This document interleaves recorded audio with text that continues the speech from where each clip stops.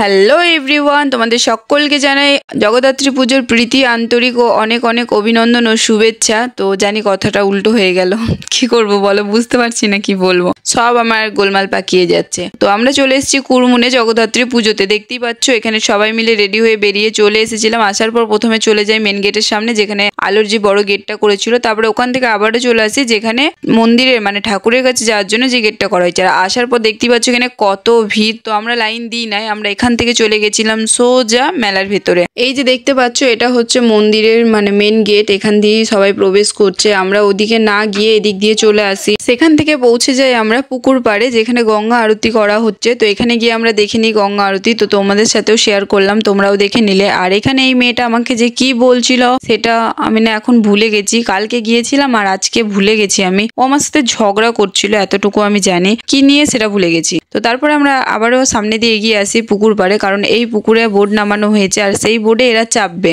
সেই জন্য আমরা ওখানে চলে আসি। কিন্তু এখানে আসার পর আমাদেরকে অপেক্ষা করতে হচ্ছিল, কারণ পুকুরে 4টে বোর্ড নামিয়েছিল আর 4টে বোর্ডই এখন সবাই নিয়ে চলে গেছে, তাই আমাদেরকে এখন অপেক্ষা করতে হবে। তো কিছুক্ষণ অপেক্ষা করার পর এরা বোর্ড পেয়ে যায় এবং ওরা চেপে পড়ে, কিন্তু আমাকে ওরা নিয়ে যায়নি সাথে। আমি ওখানে দাঁড়িয়ে দাঁড়িয়ে অপেক্ষা করছিলাম। না, আমাকে নিয়ে যায়নি এমনটা না, আসলে আমি নিজেই যাইনি, আমার ভালো লাগছিল না, ওই জন্য আমি আর যাইনি। আমি এখানে দাঁড়িয়ে অপেক্ষা করছিলাম ওদের জন্য।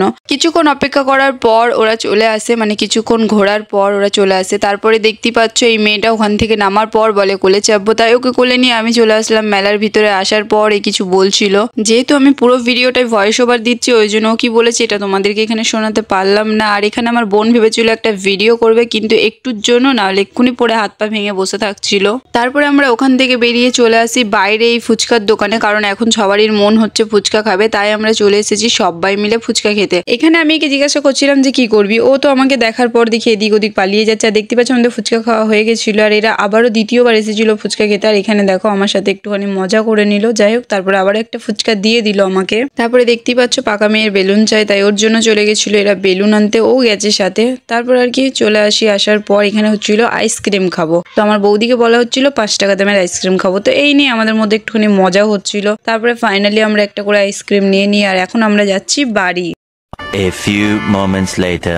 তো এখন বাজে ঘড়ির কাটায় 10টা, আর আমরা এখন আবারও বেরিয়ে পড়েছি আমরা দুই ভাই বোন মিলে। আর আমার দুটো বোন আগেই চলে গেছে, এখন আমি আর আমার দাদা মিলে যাচ্ছি। দেখতেই পাচ্ছ অন্ধকারে আমাদেরকে ভূতে ধরবে। তো যাই হোক, তারই মাঝখান দিয়ে ভূতের ভয় নিয়ে চলে আসলাম আমরা ভূতের প্যান্ডেল দেখতে। তো এই যে দাদা আর আমি চলে এসেছি। আসার পর এখানে লাইন দিয়ে দিলাম, লাইন অনেকটাই কম, বেশিক্ষণও দাঁড়াতে হবে না। তারপরে চলে আসে আমার দুই বোন, এই যে দেখতেই পাচ্ছ এসে লাইনে দাঁড়িয়ে পড়ে। ওরা আগে লাইন দিয়ে দাঁড়িয়ে ছিল, কিন্তু ওখান থেকে ওরা লাইন ছেড়ে আবারও আসে আমাদের কাছে, কারণ আমরা ওদের লাইনে যাইনি। গেলে হয়তো আগে পেতাম, কিন্তু আমরা যাইনি। তো লাইনে 2 মিনিট দাঁড়ানোর পর আমরা চলে আসি ভেতরে। আর ভেতরে আসতেই দেখা হয়ে গেল নন্দী মহারাজের সাথে। তারপরে সিঁড়ি দিয়ে ওপরে উঠে দেখা হয়ে গেল আমাদের বাবা ভোলেনাথের সাথে। তো সেখান থেকে আবারও নেমে আসি। আসার পর কিছুটা ভেতরে যাওয়ার পর দর্শন করে নিলাম আমাদের মায়ের মূর্তি। তো এই যে দেখতেই পাচ্ছ কত সুন্দর। তো মাকে প্রণাম করে আবারও এগিয়ে আসি। আর এখানে ছিল ভূতের থিম মানে প্যান্ডেলটা। তোমরা কি এটা দেখতে চাও? এটা আমি নেক্সট ভিডিওতে দিয়ে দেবো, তোমরা সেখান থেকে দেখে নিও। তো তারপরে বাইরে আসি। তো এসে আমি আর বোন এখানে বসেছিলাম, কারণ আমার পায়ে ব্যথা করছিল আর পারছিলাম না। দাদা গিয়েছিল আমার জন্য মাজা আনতে, কারণ এরা আবারও ফুচকা খেয়ে এসেছে, আমি খাই নাই। তো এই যে মাজা নিয়ে চলে এলাম।